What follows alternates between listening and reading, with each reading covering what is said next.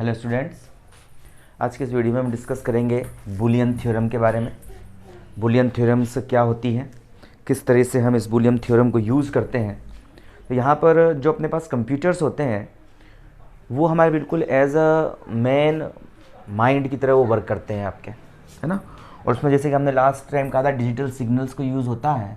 हम digital signals को 1 और 0 के द्वारा रिप्रेजेंट करते हैं। 1 का मतलब होता है आपकी ऑन स्टेट और 0 का मतलब होता है आपकी ऑफ स्टेट। मतलब जब सिग्नल नहीं है तो उसको ऑफ से रिप्रेजेंट किया जाएगा, और जब सिग्नल है तो उसको हम जो है 1 से रिप्रेजेंट करेंगे। तो यहाँ पर इससे जो हमें अलजेब्रा, हमें कुछ ऑपरेशंस यहाँ पर लगाते हैं एनडी और एनओटी गेट्स के लिए, और उनको हम एक दूसरे में इन्वर्ट कर सकते हैं। तो जिस थ्योरम से हम इन्वर्ट करते हैं वो बूलियन थ्योरम्स कहलाती है, और जॉर्ज बुले नाम के साइंटिस्ट ने इसको जो है इन्वेंट किया था। हमारे जो नॉर्मल अलजेब्रा से थोड़ा सा अलग हट के ये अलजेब्रा। तो यहाँ पर जो है जैसे हम कहते हैं, इनमें क्या करते हैं, जो वेरिएबल्स होते हैं उन वेरिएबल्स को हम शो करते हैं ए, बी, सी आदि के द्वारा इसको रिप्रेजेंट कर सकते हैं। बट इन सब का मतलब एक ही होता है कि 1 हो या 0, दो ही मतलब होते हैं इसके। वेरिएबल्स को हम ABCD द्वारा शो कर सकते हैं इसमें यूज़ होने वाले वेरिएबल्स को, बट इनका मतलब 1 एंड 0 ही होता है, ऑन और ऑफ ही होता है, ठीक है ना। तो ये इस तरह से हम इसको जो है हम वोल्टेज की अपसेंट को, वोल्टेज की प्रेजेंट को हम इनके द्वारा रिप्रेजेंट कर सकते हैं। अब कुछ रूल्स हैं इसके, 3 रूल्स हैं इसके। पहला रूल जो होता है इसका वो कम्यूटेटिव लॉ है। जैसे आपके उस नॉर्मल अलजेब्रा में था वैसा ही लॉ है, तो कम्यूटेटिव लॉ, ठीक है ना। कम्यूटेटिव लॉ थोड़े से कुछ 1-2 रूल हैं जो से चेंज है, लेकिन लगभग सारे रूल्स वही होते हैं, इसमें वही रूल्स फॉलो होते हैं। तो यहाँ पर कम्यूटेटिव लॉ में क्या होता है कि इसमें OR और AND जो गेट के जो इनपुट्स होते हैं उनके अगर आप जो ऑर्डर में चेंज कर दो तो आउटपुट में कोई भी चेंज नहीं होता है। मतलब जैसे कि अगर हम ये कहें कि हम जानते हैं OR गेट के लिए, तो OR गेट के लिए इनपुट A एंड B है, तो ये जो होगा आपका B प्लस A के इक्वल होगा। मतलब ऑर्डर को आप चेंज कर दोगे तो भी आउटपुट आपका चेंज नहीं होगा। इसी प्रकार से हम कहते हैं कि यदि AND गेट में हम ये इसकी ऑपरेशन होती है और इसको हम एक दूसरे से इंटरचेंज कर दें, है ना, B.A लिख दूं, तो भी हमें आउटपुट में कोई भी चेंज यहाँ देखने को नहीं मिलेगा। इस प्रकार से जो आपकी बूलियन अलजेब्रा होती है ये कम्यूटेटिव रूल को फॉलो करती है। दूसरा रूल जो होता है इसमें वो रूल होता है आपका एसोसिएटिव रूल। एसोसिएटिव रूल में क्या होता है कि इस रूल में हम एसोसिएटिव रूल कुछ इस प्रकार से लिख सकते हैं कि हम लिख सकते हैं A plus B plus C that's is equal to, हम इसको लिख सकते हैं A plus B plus C, A plus B plus C, या हम इसको लिख सकते हैं A plus B plus C, ऐसे भी लिख सकते हैं। 3 सिग्नल हमारे पास, और OR गेट के लिए इसको मैंने यहाँ पर एसोसिएटिव रूल को फॉलो किया है। अगर मैं इसको ऐसे लिखूंगा तो भी सिग्नल जो हमें आउटपुट पर वही मिलेगा, ऐसे करूँगा तो भी, और ऐसे करूँगा तो भी, मतलब एसोसिएटिव रूल को भी ये फॉलो करते हैं। इसी प्रकार AND के लिए भी लिख सकता हूँ इसी रूल को मैं कि आपका A dot B dot C that's is equal to A dot B, और C को बाहर, या A डॉट B और C को बाहर। कहने का मतलब है कि इनमें किसी प्रकार से इंटरचेंज को कर दें अगर अपन, तो इस प्रकार से लिख तो इनकी जो ऑपरेशन में किसी प्रकार से कोई चेंज नहीं होता है। थर्ड लॉ जो इसका होता है वो होता है डिस्ट्रीब्यूटिव लॉ, वितरण नियम जिसको अपन कहते हैं। तो थर्ड लॉ जो होता है वो आपका होता है डिस्ट्रीब्यूटिव लॉ। डिस्ट्रीब्यूटिव लॉ,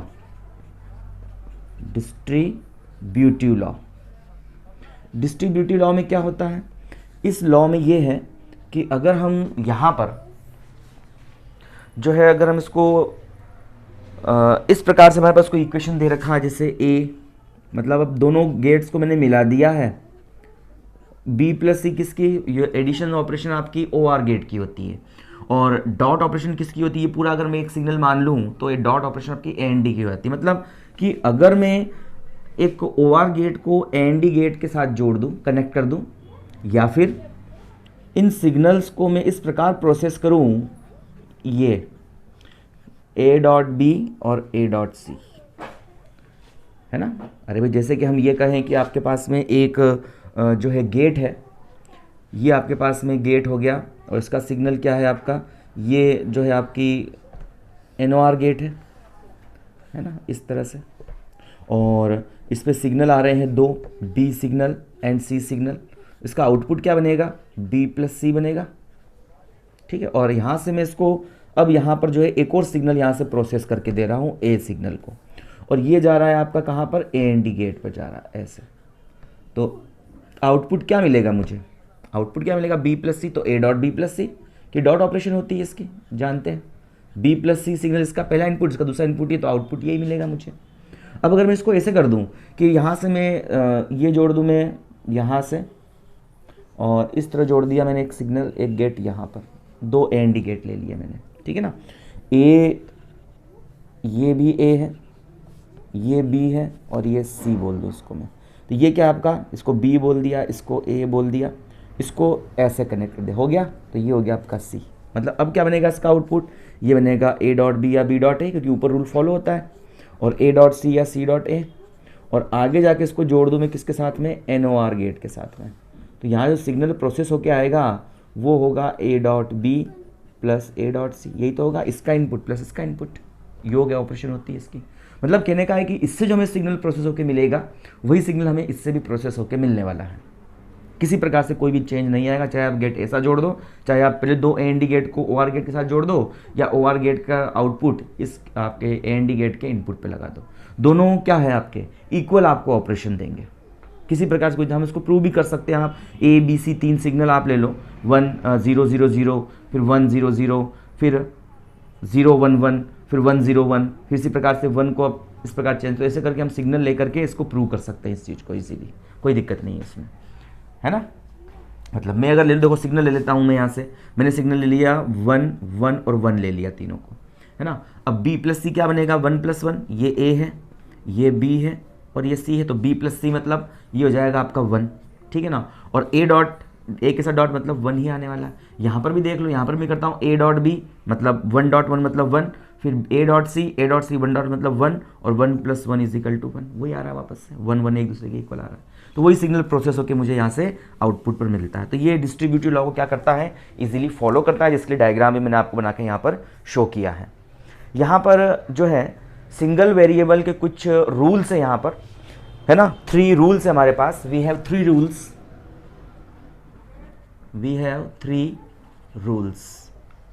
हमारे पास 3 रूल्स है इसके सिंगल वेरिएबल के भी, मतलब A हो या सिर्फ B हो, तो उस कंडीशन में सिंगल वेरिएबल के रूल्स है हमारे पास में।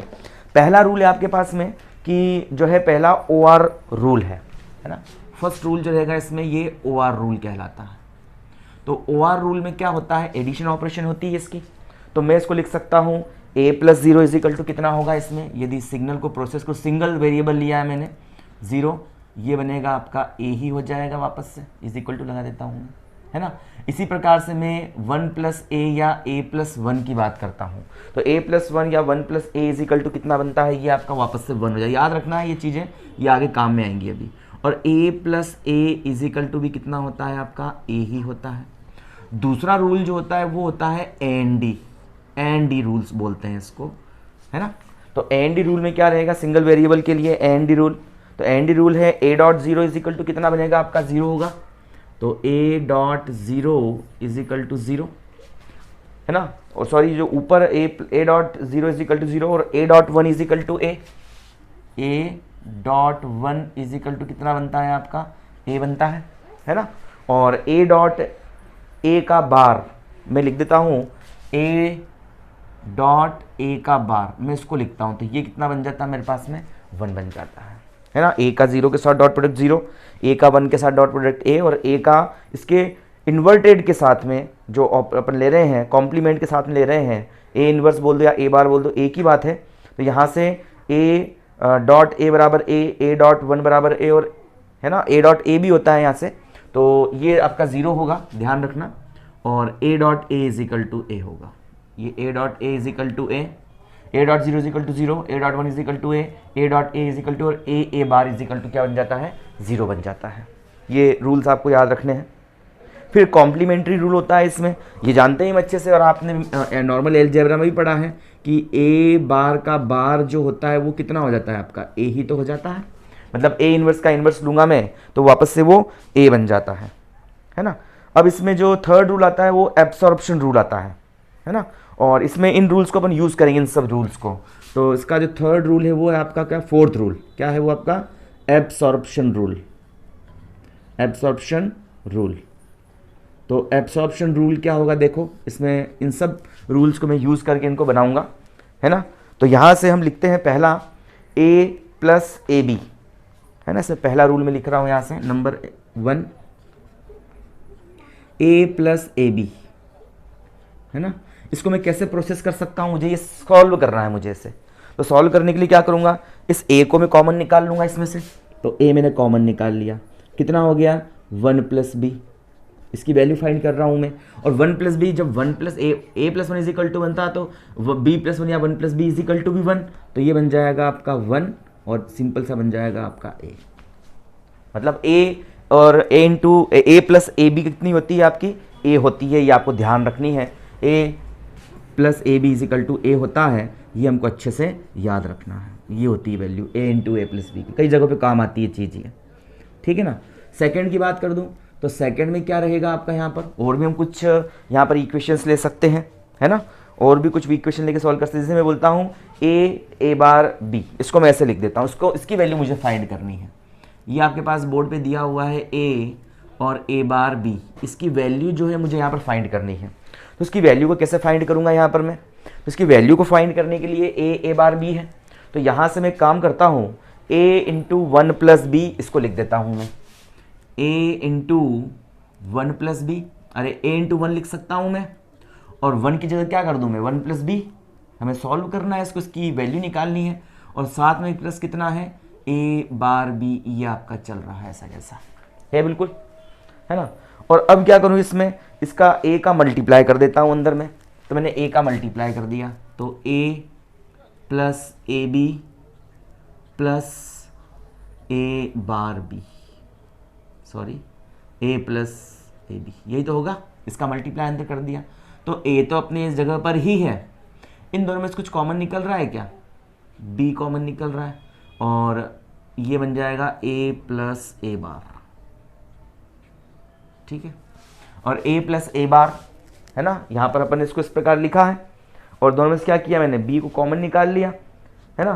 तो यहाँ से क्या हो गया आपका, ये बन गया a बार b, जो हम जानते हैं रूल से अंदर से। और जो अपना अगला रूल है वो रूल क्या है, a plus A bar is equal to 1 होता है। इसमें एक वैल्यू और होती है यहाँ पर, a plus A bar is equal to 1 होता है, a plus A bar is equal to 1, लेकिन a dot A bar is equal to 0 होता है, ध्यान रखना है। तो a plus A bar is equal to 1 होता है, ये क्या है आपका a प्लस ए बार, ये क्या बन जाएगा 1 बन जाएगा। इसकी वैल्यू क्या हो जाएगी प्रोसेस होने के बाद में a प्लस बी, मतलब कि a plus A bar B, अगर मैं ऐसा गेट बनाऊं जिसमें a और प्लस ए बार बी हो, तो उस कंडीशन में वो a प्लस बी के इक्वल हो जाएगा। a प्लस बी मतलब ये आपका ओ आर गेट बन जाएगा, ठीक है ना, ये ओ आर गेट बन जाएगा आपका यहाँ से, ठीक। इस प्रकार लिख सकते हैं। थर्ड में लिख सकता हूँ इसको मैं, थर्ड जो अपने पास में है, और इक्वेशन हम ले सकते हैं। जैसे मैं एक इक्वेशन और ले रहा हूँ, तो a plus A B bar को मैं प्रोसेस करना चाह रहा हूँ, a plus A B bar, इसकी वैल्यू निकालना चाह रहा हूँ मैं, a plus A B bar. तो वही जैसे मैंने ऊपर किया था, a dot 1 plus A B bar लिख सकता हूँ इसको मैं, है ना। और 1 को क्या लिख दूँ मैं, 1 को लिख देता हूँ मैं 1 प्लस बी लिख सकता हूँ मैं, क्योंकि a plus 1 is equal to 1 है, तो b plus 1 B is equal to 1, तो 1 की जगह 1 प्लस बी, और प्लस कितना हो गया आपका ए बी बार हो गया। लिख दिया मैंने इसको इस तरह से, है ना। अब आगे जो है मैं इसमें क्या करता हूँ, मल्टीप्लाई कर देता हूँ, है ना। मैं इसमें मल्टीप्लाई कर देता हूँ, तो ये मल्टीप्लाई कर दिया मैंने a plus A B plus A B bar, यही हो गया। a अपनी जगह पर है, प्लस इन दोनों में से a कॉमन निकाल लिया, तो b प्लस बी बार हो गया, ठीक है। b प्लस बी बार का मतलब क्या है, a प्लस ए बार का मतलब 1 है, तो b प्लस बी बार का मतलब 1 होगा, तो ये बन जाएगा a प्लस ए। और a plus A is equal to कितना हो जाएगा, a plus A is equal to A ही होता है, तो वापस से प्रोसेस होकर के a बन जाएगा। फोर्थ रूल जो इसमें होता है, हम इस फोर्थ रूल की बात करते हैं। तो फोर्थ में ये है कि a प्लस बी और a प्लस सी को मैं लेके चल रहा हूँ।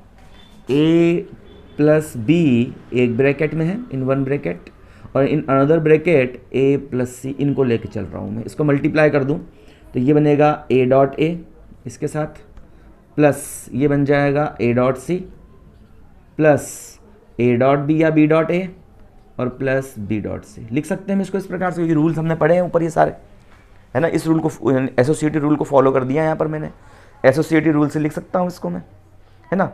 और अब यहाँ से सॉल्व करें तो यहाँ से ए को मैं क्या लिख सकता हूँ, ए को मैं लिख सकता हूँ कितना, ए लिख सकता हूँ सिर्फ, तो ये बन जाएगा A dot A is equal to A dot A is equal to A, plus A dot C, A dot B and B dot C, यही है। इन दोनों में से मैं ए कॉमन निकाल लेता हूँ, ये बन जाएगा 1 plus C plus A B plus B C, ये लिख दिया इसको इस प्रकार मैंने, है ना। और जो 1 प्लस सी है ये क्या बन जाएगा आपका, 1 हो जाएगा सिर्फ, है ना। अरे भाई a plus one is equal to 1, b plus one is equal to C plus one या 1 plus C is equal to 1, तो ये बन जाएगा a प्लस ए बी और प्लस बी सी, ये बन गया आपका इतना। जो प्रोसेस होने के बाद जो वैल्यू बची इतनी बच गई। अब मैं क्या करूँ कि यहाँ से इन दोनों में से a कॉमन निकाल लेता हूँ यहाँ से, तो इन दोनों में से मैंने a कॉमन निकाल लिया, तो 1 प्लस बी बच गया और प्लस कितना बच गया बी सी, और b plus one is equal to 1, तो ये बन जाएगा a और b plus A plus B C, ऐसा हो जाएगा। मतलब इसको a plus A B bar को प्रोसेस किया तो sorry A B plus A into A plus C को प्रोसेस किया तो a प्लस बी सी मेरे पास में यहाँ पर बच गया। तो इस प्रकार से हम इसको और भी हम इक्वेशंस बना सकते हैं अपनी रिक्वायरमेंट के बेस पर, ठीक है। तो इस प्रकार से आप इसको इनकी हेल्प से क्या कर सकते हैं, ये मेन आपके बेसिक रूल्स यहाँ तक बनते हैं ये, है ना। इसके बाद ये सब एब्सॉर्प्शन रूल में हमने इन्हीं को यूज़ करके क्या बनाया है, प्रोसेस किया है आगे।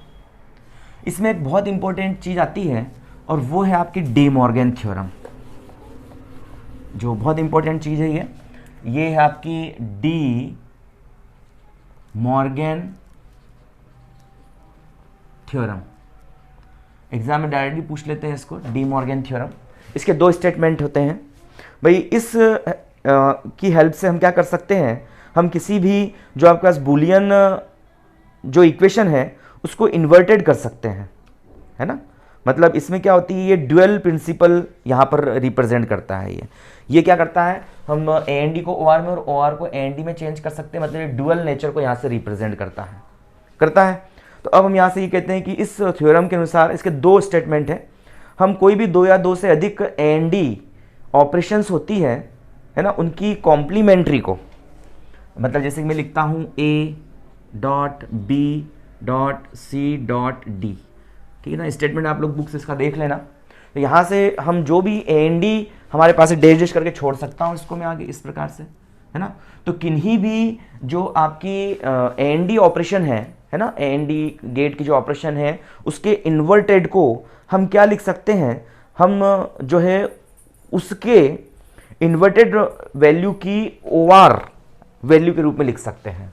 मतलब इसको लिख सकता हूँ मैं A bar dot B bar dot C bar dot D bar dash dash. मतलब ए एन डी गेट की इन्वर्टेड ऑपरेशन को हम कैसे, हम उनकी सबकी डिफरेंट है ना, डिफरेंट के रूप में क्या कर सकते हैं, इसको रिप्रेजेंट कर सकते हैं। मतलब ओ आर के रूप में लिख रहा हूं इसको मैं। देखो किसी भी ए एन डी गेट की इन्वर्टेड को हम, ए एन डी गेट के इन्वर्टेड वैल्यू को हम ओ आर की इन्वर्टेड वैल्यू के रूप में लिख सकते हैं। यहाँ मैंने ओ आर गेट पर मतलब A B C D signal थे, इनके ऊपर बार था, मतलब इसका इन्वर्टेड था, तो मैंने क्या कर दिया, ए सिग्नल का इन्वर्टेड कर दिया, बी सिग्नल का इन्वर्टेड करके इनको जोड़ दिया। मतलब कि इन्वर्टेड गेट की ओ आर ऑपरेशन के रूप में लिख सकते हैं, है ना। हम जो ए एन डी गेट की ऑपरेशन के इन्वर्टेड को ओ आर गेट की इन्वर्टेड ऑपरेशन के रूप में लिख सकते हैं।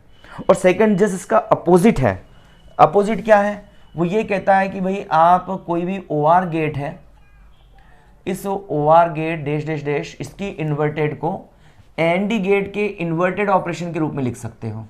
ये देखो ऐसे ही किया मैंने, सी और ये D dash dash dash, just इसका उल्टा है। तो इसका स्टेटमेंट कुछ इसी प्रकार से होता है और हम इसको इसी प्रकार से लिख सकते हैं। मतलब ये कहता है कि जो प्रतिलोमित जो लाइन है, जो इन्वर्टेड लाइन है, उसको तोड़ दो और जो आपके संक्रिया चिन्हों को भी, ऑपरेशन वैल्यू को भी क्या कर दो, आप उलट दो। जैसे यहाँ पर मैं इसकी प्रोसेस करना चाहता हूँ value a dot B bar plus C का होल बार, इसको मैं प्रोसेस करना चाहता हूँ। तो ये थ्योरम इन दोनों की यूज़ करके मैं इसको लिख सकता हूँ, क्या लिख सकता हूँ, मैं इसको लिख सकता हूँ, इन्वर्टेड कर दूंगा तो a को कर दूंगा a बार, इससे साइन को भी इन्वर्टेड कर दूंगा तो क्या बन जाएगा, ये b और बार का बार, और साथ में ये बन जाएगा डॉट c बार। ऐसे ही तो हो जाएगा। मतलब जो प्लस था वो डॉट में आ गया, जिसका इन्वर्टेड नहीं था वो इन्वर्टेड लगा दिया, और जिसके ऊपर इन्वर्टेड था हट जाएगा। देखो ये बन जाएगा a bar plus b dot c, ऐसे इसको हम लिखते हैं, ठीक है ना। मतलब a dot b bar plus c को मैं a bar plus b dot c के रूप में लिख सकता हूँ। इस तरह से हम इसको क्या कर सकते हैं, इन्वर्टेड के रूप में हम इसको लिख सकते हैं। मतलब यही रूल यही कहता है कि आप जो है इन्वर्टेड जो साइन है उसको तोड़ दो, है ना, इस बार साइन को तोड़ दो और ऑपरेशंस को चेंज कर दो, इतना सा कर दो, तो आप एक गेट से दूसरा गेट फाइंड कर लो। मतलब ये दोनों एक दूसरे के इक्वल हैं, जो ऑपरेशन इससे आएगी वही ऑपरेशन मुझे इससे मिलने वाली है। इस तरह से ये अपन थ्योरम को यूज़ करते हैं। इसका भाई जो अपने सर्किट्स होते हैं उसमें बहुत ज़्यादा यूज़ होता है। हम एक या दो या 4 से 5 गेट लगा के हम बहुत सारी ऑपरेशंस फाइंड कर सकते हैं इन अलजेब्रा की हेल्प से, सिग्नल को प्रोसेस करके। इस तरह सिग्नल को प्रोसेस करके हम क्या कर सकते हैं, यह कर सकते हैं। जब आप बोलते हो a प्लस बी, है ना, आपने कोई कैलकुलेटर बटन दबाया, आप 1 × 2 + 2000 ऐसा करके, तो वो इसी प्रकार से प्रोसेस करेगा इन सिग्नल्स को। और आपका कंप्यूटर जो कैलकुलेटर है वो इसी प्रोसेस पे वर्क करता है, इसी बूलियन अलजेब्रा पे वो चलता है और हमें सही सही कैलकुलेशन बिल्कुल देता है वो, ठीक है। तो इस तरह से हम इन चीज़ों को लिख सकते हैं और ये अपने पास में होता है बूलियन अलजेब्रा में डी मॉर्गन थ्योरम, ठीक है। अब हम बात करते हैं लॉजिक गेट्स की।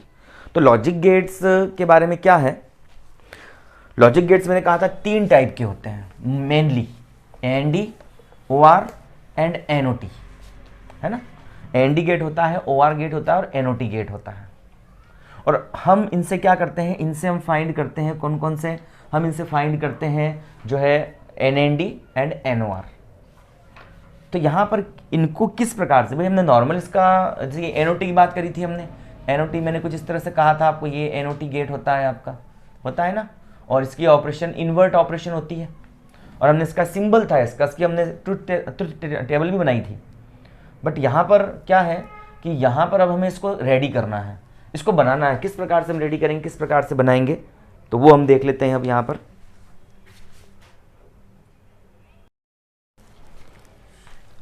देखिए यहाँ नॉट गेट का मैंने एक सर्किट डायग्राम शो कर रखा है और नॉट गेट को हम यहाँ पर इस तरह से यूज़ करके बनाते हैं। पहले हम देख लेते हैं भाई किस किस तरह से हम इसको बना सकते हैं। तो यहाँ हम कह सकते हैं कि आपके जो लॉजिक सर्किट्स होते हैं इसमें जो यूज़ एलिमेंट्स हैं उनके बेस पर हम उनको कंस्ट्रक्ट कर सकते हैं। जो भी आपके लॉजिक गेट्स होते हैं उनमें कौन से एलिमेंट हम यूज़ कर रहे हैं तो उस एलिमेंट के बेस पे उसको कंस्ट्रक्ट यहाँ पर किया जाता है। यहाँ से हम ये कहते हैं कि जो आपके इंटीग्रेटेड सर्किट होते हैं इसमें 2 टेक्निक्स होती हैं। जब भी अपन कोई आईसी का फॉर्मेशन करते हैं, इंटीग्रेटेड सर्किट बनाते हैं, तो 2 टेक्निक्स को अपन यहाँ पर यूज़ करते हैं। एक तो होती है आपकी द्विध्रुवी, जिसको अपन बोलते हैं बाइपोलर टेक्निक, है ना, द्विध्रुवी बाइपोलर टेक्निक से इसको बनाते हैं। और अगली जो होती है वो होती है धातु oxide semiconductor, metal oxide semiconductor technique. हमने मॉसफेट की बात करी थी, वो एक्चुअली उसी से बनता है, वो मॉसफेट वगैरह है। तो मेटल ऑक्साइड सेमीकंडक्टर टेक्निक और दूसरी होती है बाइपोलर टेक्निक। 2 टेक्निक से हम आईसी को फैब्रिकेशन हम कर सकते हैं इसका।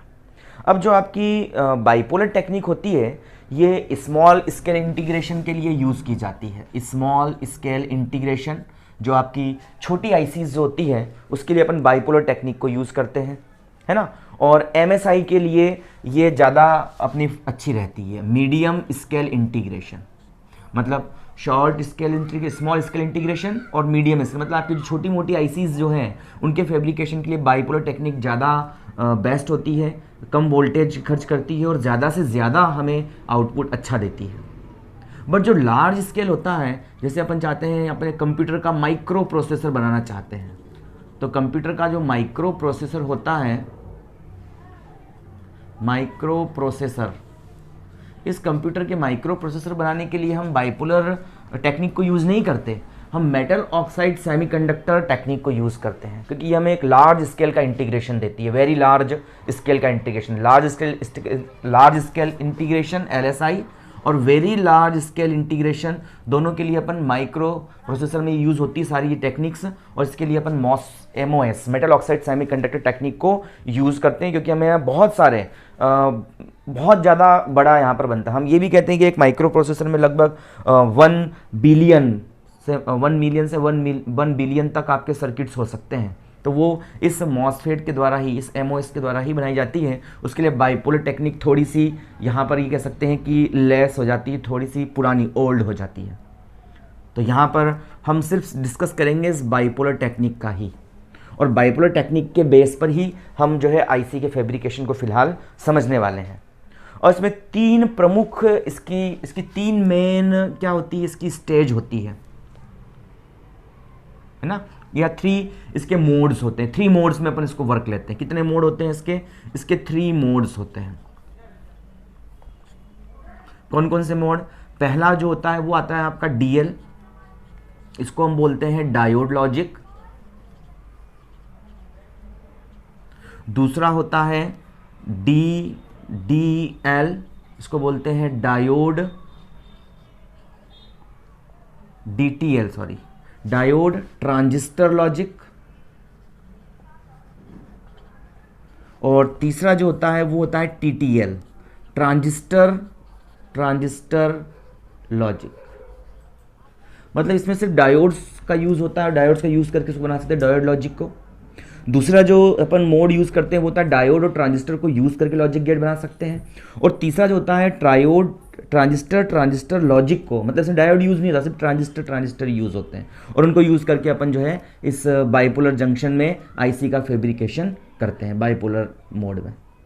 ठीक है, हम तीनों को स्टडी करेंगे, बट यहाँ NOT में इन दोनों मोड्स को यूज़ नहीं करते हैं। हम NOT में TTL मोड को यूज़ करते हैं, जिसको मैंने वहाँ पर शो कर रखा है। ठीक है, तो इस प्रकार से हम इसकी कॉन्फ़िगरेशन करते हैं, और इस कॉन्फ़िगरेशन के बेस पर हम इसको जो है इनपुट से आउटपुट प्रोसेस कराते हैं। यदि इनपुट के नंबर है ना, नंबर ऑफ इनपुट्स, यहाँ पर नंबर ऑफ इनपुट्स आपके क्या कहलाते हैं? ये कहलाते हैं आपके फैन इन कहलाते हैं। देखना बोलिए आपके माइक्रो पर जो कंप्यूटर के जो सर्किट्स होते हैं या डिजिटल सर्किट्स होते हैं, उस पर लिखी रहती है ये चीज़ें, फैन इन फैन आउट। तो यहाँ से नंबर ऑफ जितने भी इनपुट होते हैं उनको अपन बोलते हैं फैन इन। और आपका जो लॉजिक गेट है, ये लॉजिक जितने सिग्नलों को प्रोसेस कर सकता है ना, उसको बोलते हैं अपन फैन आउट। भाई आउटपुट कब देगा वो? जब वो प्रोसेस कर पाएगा उसको। तो जो सिग्नल दिए जा रहे हैं इनपुट पर, उन सिग्नल्स के नंबर को बोलते हैं फैन इन, और जितने सिग्नल को लॉजिक गेट क्या कर रहा है, प्रोसेस कर रहा है, उसको अपन बोलते हैं फैन आउट, क्योंकि वही हमें आउटपुट पर मिलता है। तो इस प्रकार से फैन इन और फैन आउट को अपन यूज़ करते हैं। साथ ही प्लस जो 5 वोल्ट है हमारे पास, है ना, प्लस 5 वोल्ट हमने बैटरी भी यूज़ कर रखी है, तो प्लस 5 वोल्ट और 0 को अपन पॉजिटिव लॉजिक कहते हैं। प्लस 5 वोल्ट से 0 के बीच जो भी लॉजिक होता है उसको पॉजिटिव लॉजिक कहते हैं, और माइनस 5 वोल्ट से 0 के बीच जो लॉजिक होता है उसको हम नेगेटिव लॉजिक कहते हैं। तो ध्यान रखना है आपको, ठीक है ना। तो नेगेटिव लॉजिक, और इनको अपन प्लस 5 को अपन 1 से, और जो 0 को अपन 0 से। प्लस 1 मतलब, प्लस 5 मतलब सिग्नल है, मतलब ऑन कंडीशन, और 0 मतलब ऑफ कंडीशन। और यहाँ पर इनपुट पर ही अपन ऑन ऑफ कंडीशन के सिग्नल यहाँ पर अप्लाई करते हैं। तो ये नॉट गेट मैंने यहाँ बना रखा है। भाई हमने कहा था नॉट गेट पे क्या होता है, नॉट गेट पे हम जब सिग्नल आपका 0 होता है तो आउटपुट मुझे क्या होता है, जब सिग्नल 0 तो आउटपुट मुझे 1 मिलता है। तो कैसे मिल गया 1? मतलब कोई सिग्नल नहीं दिया और फिर मुझे सिग्नल मिल गया। तो ये तो आपका एनर्जी, कंजर्वेशन ऑफ एनर्जी को ये बिल्कुल फॉलो नहीं करता। तो यहाँ पर बिल्कुल है, सिग्नल उसको यहाँ से मिलता है, यहाँ पर हमने एक और एक्स्ट्रा बैटरी अटैच कर रखी है, और जब यहाँ पर 0 होगा तो वो बैटरी चालू हो जाती है, जिससे हमें आउटपुट मिल जाता है। और जब ये आता है तो उस करंट को बढ़ाने से क्या वो ऑफ हो जाता है और हमें ऑफ मिलता है। ऐसा होता है यहाँ पर, ठीक है ना।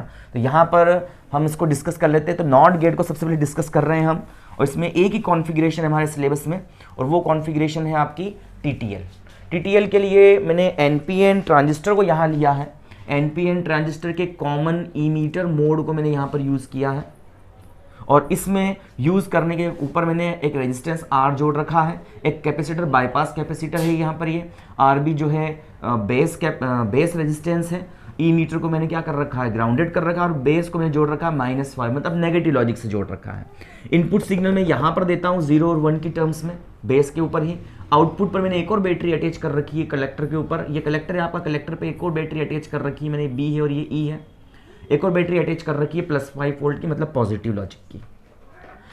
हमने जब ट्रांजिस्टर पढ़ा था, तो ट्रांजिस्टर पढ़ते वक्त हमने ये इक्वेशन वहाँ पर देखी थी कि आपका कलेक्टर और ई मीटर, कॉमन ई मीटर के लिए कलेक्टर और ई मीटर के बीच जो वोल्टेज होता है वो VCC और -IC इंटू RL के इक्वल होता है। ये मैंने इक्वेशन फर्स्ट बोल दी।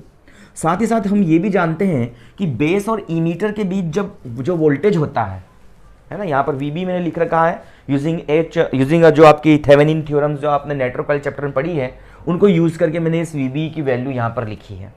तो यहाँ पर हम ये कहते हैं कि यहाँ पर कॉमन ई मीटर को यूज़ किया है हमने, और यहाँ पर ये कहते हैं कि ट्रांजिस्टर जब यहाँ पर आपका इनपुट है, इनपुट पर हम हाई वोल्टेज को यूज़ करते हैं, मतलब इनपुट पे जब आपका 0 होता है तो इनपुट पर 0 होने से आपका ट्रांजिस्टर कट ऑफ रीजन में होता है ना, और इनपुट पर जब 1 सिग्नल आता है, 1 सिग्नल देता हूं तो ट्रांजिस्टर आपका सैचुरेशन रीजन में होता है। और इन सब रीजन्स को हम देख चुके हैं यहाँ पहले ट्रांजिस्टर चैप्टर में डिस्कस कर चुके हैं। तो यहाँ पर ये है कि जैसे हम इसके इनपुट पर 0 वोल्टेज ऑपरेट करते हैं तो ट्रांजिस्टर कट ऑफ रीजन में वर्क करता है और निर्गत वोल्टेज क्या होता है, हाई हो जाता है यहाँ पर। यदि जब मैं इनपुट बराबर 0 कर दूं तो यहाँ पर आपका जब V बराबर आपका, सबसे पहले कर रहा हूँ मैं कि 0 वोल्टेज दे रहा हूँ, मतलब इसका मतलब ये है कि इनपुट क्या है आपका 0 है, मतलब मैं कोई सिग्नल यहाँ पर नहीं दे रहा हूँ, नो सिग्नल। तो जब कोई भी सिग्नल यहाँ पर नहीं देता हूँ मैं, तो उस कंडीशन में जो बेस और इमीटर के बीच जो वोल्टेज होता है वो बेस और इमीटर के बीच वोल्टेज ये वाला वोल्टेज होता है आपका, यहाँ से ये वोल्टेज अप्लाई हो जाता है, मतलब नेगेटिव लॉजिक लग जाता है, तो इसलिए इस वोल्टेज को मैं नेगेटिव यूज़ कर रहा हूँ। तो VB बराबर क्या होगा, -VBB RB अपॉन में R प्लस RB, जो अपन ने थ्योरम्स पढ़ी है नेटवर्क थ्योरम, उनमें थेवेनिन थ्योरम्स को यूज़ करके या जो अदर थ्योरम्स को यूज़ करके हम इस इक्वेशन को बना सकते हैं। तो ये इक्वेशन मैंने यहाँ पर लिखी है इसके लिए, कब, जब मैंने क्या किया है, इनपुट सिग्नल जो है ना आपका, इनपुट कैसा है आपका 0 है, मतलब VI में बिल्कुल भी नहीं दे रहा हूँ, इनपुट 0 है। तो उस समय ट्रांजिस्टर कौन से रीजन में होता है, कट ऑफ रीजन में चला जाता है, क्योंकि यहाँ पर क्या होता है कि VB यहाँ पर बेस और इमीटर के बीच जो वोल्टेज होता है वो आपका इतना वोल्टेज होता है। जब ट्रांजिस्टर कट ऑफ में होता है, कोई भी सिग्नल मैं यहाँ से प्रोसेस नहीं करता हूँ, तो इस कंडीशन में IB भी आपकी 0 हो जाती है, और IB के आपके 0 हो जाने से, IB के बहुत लो हो जाने से IC भी क्या होती है, क्योंकि IC आउटपुट करंट है, वो बिल्कुल इनपुट पर डिपेंड करती है। जब इनपुट आपका नहीं होगा तो IC करंट भी आपकी बहुत लेस होगी या लगभग ना के बराबर होगी। तो इस इक्वेशन से, यूज इक्वेशन फर्स्ट, इस इक्वेशन से क्या हो जाता है, IC अप्रोक्सीमेट 0 है तो VCE बराबर कितना मिल जाता है मुझे, VCC मिल जाता है। मतलब कलेक्टर और ई मीटर, इन दोनों के बीच में आउटपुट ले रहा हूँ, तो इन दोनों के बीच जो आउटपुट है वह इस बैटरी VCC की वोल्टेज के बराबर हो जाता है, और मुझे आउटपुट कैसा मिल जाता है, ऑन मिल जाता है। यही तो मैंने कहा था इसके लॉजिक में कि जब इनपुट नहीं हो तब भी हमें आउटपुट ऑन मिल गया। जैसे इनपुट में इस पर नहीं दे रहा हूँ अभी, तो यहाँ पर ये सर्किट में IB आपकी बहुत लो होती है ना, और B और B के बीच वोल्टेज क्या होती है, और ये R और RB बहुत हेवी होते हैं, तो VB वोल्टेज बहुत डाउन हो जाता है। जब VB वोल्टेज बहुत डाउन हो जाता है तो इस कंडीशन में क्या होता है, यहाँ पर ये होता है, इस कंडीशन में IB भी बहुत लो होती है, लगभग ना के बराबर, अप्रोक्सीमेट 0। जब IB 0 है तो IC भी अप्रोक्सीमेट 0 होगी। IC के 0 होते ही ये टर्म खत्म हो जाती है, तो कलेक्टर और ई मीटर के बीच जो वोल्टेज होता है वो इस बैटरी VCC की वोल्टेज के बराबर +5 वोल्ट के बराबर होता है, और मुझे आउटपुट यहाँ मिल जाता है। तो आउटपुट ऑन की कंडीशन में होता है, ये कंडीशन यहाँ पर इसकी होती है ना। जैसे ही हम यहाँ पर सिग्नल देते हैं, सपोज करो मैंने इनपुट सिग्नल दिया है, तो इनपुट सिग्नल में देता हूँ, ये मैंने 1 दे दिया, मतलब अब VI 0 नहीं है आपका, इनपुट आपने कुछ ना कुछ दे दिया है। तो ट्रांजिस्टर कौन से रीजन में होता है, ये होता है आपका सैचुरेशन रीजन में चला जाता है। सैचुरेशन रीजन में क्या होता है, आपकी IB फ्लो होने लगती है, और IB के फ्लो होने से IC भी फ्लो होती है ज़्यादा से ज़्यादा। ये आईसी करंट है इसके अंदर यहाँ से, तो आईसी भी क्या होती है, बहुत ज़्यादा ज़्यादा फ्लो होती है। और आईसी के ज़्यादा हो जाने से जो कलेक्टर और ई मीटर के बीच वोल्टेज है ये बहुत डाउन हो जाता है इस वीसीसी के कंपेरिजन में। ओवरऑल कहने का मतलब है कि वीसी तो आपने +5 वोल्ट लगा ही रखा है, बट जैसे आईसी करंट फ्लो होती है तो इस इक्वेशन से वीसी वोल्टेज, मतलब इसके वैल्यू ज़्यादा वैल्यू घटती है तो वीसी वोल्टेज बहुत डाउन हो जाता है। और इतना डाउन हो जाता है कि अप्रोक्सीमेट 0 हो जाता है, मतलब जो आउटपुट मुझे मिलता है ना वो आउटपुट मुझे 0 हो जाता है यहाँ पर। और यही तो हमने कहा था कि जब इनपुट 0 है तो आउटपुट ऑन होता है, जब इनपुट ऑन है मतलब 1 है तो आउटपुट ऑफ मतलब 0 हो जाता है। तो इस प्रकार से ये आपका जो है एनओटी गेट जो है वो यहाँ पर वर्क करता है। यहाँ पर मैंने इक्वेशन लिखी है और यहाँ पर हम ये कहते हैं यदि आईसी सैचुरेशन है ना, तो यहाँ पर यदि अपन वी को हाई वोल्टेज पे करते हैं तो उस कंडीशन में आधार जो आईबी करंट है वो प्रॉपर चाहिए। जैसे मैंने इनपुट 1 किया है तो इनपुट 1 करते ही मुझे आईबी कैसी चाहिए, प्रॉपर आईबी मुझे चाहिए होगी। इतनी आईबी मुझे चाहिए होगी कि ट्रांजिस्टर कौन से रीजन में जा सके, आपका सैचुरेशन रीजन में जा सके, हाई आईबी यहाँ पर फ्लो होनी चाहिए। तो यहाँ पर यदि मैं आईसी सैचुरेशन में अगर मैं कलेक्टर करंट बोल दूं मैं इस कंडीशन में, जब आपका मैंने इनपुट लगाया है, इनपुट लगाया मतलब आईबी इतनी होनी चाहिए कि आपका ट्रांजिस्टर वो सैचुरेशन में जा सके। और इस कंडीशन में आपकी अगर कलेक्टर करंट है तो आईसी सैचुरेशन बोल दूं इसको, एसएटी का मतलब आईसी सैचुरेशन की कंडीशन में यहाँ पर आईसी करंट फ्लो होती है। तो उस कंडीशन में जो आईबी की वैल्यू होगी ना वो आईबी की वैल्यू कितनी होनी चाहिए, आईबी की value is greater than equal than ये होनी चाहिए आपकी आईसी सैचुरेशन और अपॉन में एच एफ ई, ये वैल्यू होनी चाहिए। एच एफ ई क्या है आपका यहाँ पर, H parameter, using H parameter use करके लिख रखा है मैंने इसको, ठीक है ना। तो ये इक्वेशन मेरे पास हो जाती है 3। बट हम यहाँ से वैल्यू निकालते हैं तो यहाँ से जो वैल्यू मुझे मिलती है, अगर मैं आईसी सैचुरेशन की वैल्यू निकालूंगा तो आईसी सैचुरेशन यूजिंग सर्किट मैं लिख सकता हूँ इसको वीसीसी, सर्किट को यूज करके लिख रहा हूँ इस इक्वेशन को मैं वीसीसी माइनस वीसीई सैचुरेशन, क्योंकि कलेक्टर और इमीटर भी सैचुरेशन में होगा तो वीसीई सैचुरेशन अपॉन में आरसी। बोलो, अरे आईसी इंटू आरसी ये भी वोल्टेज है और ये वोल्टेज किसके बराबर होगा, वीसी से हमने लगा रखा है माइनस वीसीई सैचुरेशन, जो वोल्टेज घट गया उसमें से उन दोनों के डिफरेंस के इक्वल इसमें करंट फ्लो होगा, वो आईसी सैचुरेशन करंट रहेगा। तो आईसी सैचुरेशन इंटू आरसी, तो आरसी उठा के नीचे ले गया। बट यहाँ पर हम कहते हैं कि वीसीई सैचुरेशन जो होता है सैचुरेशन की कंडीशन में ये वैल्यू बहुत कम होती है वीसीसी के कंपेरिजन में, तो उसको अपन नेग्लिजिबल मान लेते हैं। तो यहाँ से आईसी सैचुरेशन जो मुझे मिलता है तो आईसी सैचुरेशन हो जाता है वीसीसी अपॉन में आरसी।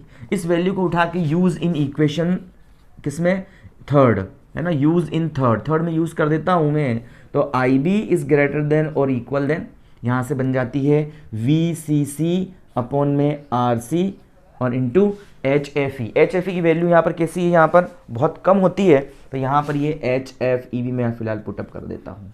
तो ये मेरे पास आई बी की वैल्यू होती है, यहाँ से I B is greater than equal than V C C upon में H F E R C. साथ ही अगर हम यहाँ से ये कहें कि जब आपका कलेक्टर सैचुरेशन में, जब ट्रांजिस्टर सैचुरेशन में होता है तो बेस और ई मीटर के वोल्टेज के बीच में जो वोल्टेज होता है, मतलब वी बी ई भी क्या होता है आपका, वी बी ई ये भी कैसा बनता है, कांस्टेंट हो जाता है। भाई हमने इसके कर्व पढ़े हैं कि एक वोल्टेज के बाद में यहाँ से क्या हो जाता है, ये कंडीशन मुझे मिल जाती है ऐसे, तो इस वोल्टेज पर ये कंडीशन मिलती है, ये तुम कहते हैं ना। तो यहाँ पर जब सैचुरेशन करंट फ्लो होती है और आई बी की इस वैल्यू के लिए जो बेस और ई मीटर के बीच में, जब ट्रांजिस्टर सैचुरेशन में होता है तो इस वैल्यू के लिए बेस और ई मीटर के बीच भी क्या है, ये कांस्टेंट वैल्यू जैसे अपन कह सकते हैं 0.8 वोल्ट सिलिकॉन ट्रांजिस्टर के लिए वैल्यू होती है, इसकी फिक्स होती है ये। तो आपका वी बी बेस और ई मीटर के बीच वोल्टेज होता है, ये भी कैसा हो जाता है, कांस्टेंट हो जाता है। तो मैं आई बी की वैल्यू निकालता हूँ यूजिंग सर्किट। देखो सर्किट को यूज करके आई बी की वैल्यू निकाल रहा हूँ, क्या मैं लिख सकता हूँ, I B is equal to I one minus I two using Kirchhoff's first law. यहाँ पर रीचिंग करंट और लीविंग करंट, तो इंटरिंग करंट कौन सा है आपका I1 और लीविंग करंट कौन सा है आपका ये, तो I1 is equal to I2 plus IB, तो IB बराबर I1 माइनस I2। और I1 की वैल्यू क्या होती है, यहाँ से I1 की वैल्यू बिल्कुल लिख सकता हूँ मैं इस सर्किट को देख करके। तो I1 की वैल्यू जो मेरे पास मिलती है VI minus VB saturation, VI minus VBE saturation upon में किस में वेरी है आपकी वी आई, रेजिस्टेंस आर में वेरी है, R I one is equal to V I minus V B saturation, वो आई सी और आर के इक्वल होगी, मतलब आई वन करंट उसी करंट तो फ्लो होगी सेचुरेशन करंट को अलग कर देने के बाद में। इसी प्रकार से I2 बराबर में लिख दूं तो I2 बराबर में क्या लिख सकता हूं, यहां पर I2 बराबर में लिख सकता हूं V B E saturation minus V B B, V B E saturation minus V B B upon में कितनी है आपकी आर बी है। यहाँ पर जो सेचुरेशन वोल्टेज होता है वो इस वी बी बी थोड़ा सा ज़्यादा होता है, तो इसलिए मैंने लिखा है V B E minus saturation minus V B, उससे वोल्टेज तुरंत डाउन हो जाता है इसके ऊपर और सेचुरेशन वोल्टेज आपकी बढ़ जाती है इसके कंपैरिजन में। भले यहाँ 0.8 वोल्ट आपको दिख रहा है लेकिन यहाँ पर ये वैल्यू इसकी बन जाती है। तो I2 करंट इसका कुछ इस प्रकार से होता है, तो V B saturation minus V B B R B. इस I1 I2 को हम यहाँ से वैल्यू पता लगा लेते हैं, इनपुट सिग्नल हमें पता होता है, वी बी सेचुरेशन हम जो ट्रांजिस्टर जैसा लिया है उस ट्रांजिस्टर के मटेरियल पर डिपेंड कर जाएगा, आर बी और आर हमें पता है, इन वैल्यूज़ को निकाल के अपन यहाँ रख देते हैं तो आई बी की वैल्यू पता चल जाती है। और आई बी की वैल्यू जब पता चल जाती है तो यहाँ से अपन आर सी हमने ये भी हमें पता है कितना आर सी होना चाहिए, आर सी कितना होता है ट्रांजिस्टर के लिए, एच एफ हमें पता है तो वी सी सी की वैल्यू हम फाइंड करते हैं, या वी सी सी और आर सी हमें पता है तो एच एफ की वैल्यू, या V C C R C और एच एफ पता है तो हम आई बी की वैल्यू को यहाँ से फाइंड आउट कर सकते हैं। तो इस तरह से ये होता है आपका जो है एन ओ टी गेट।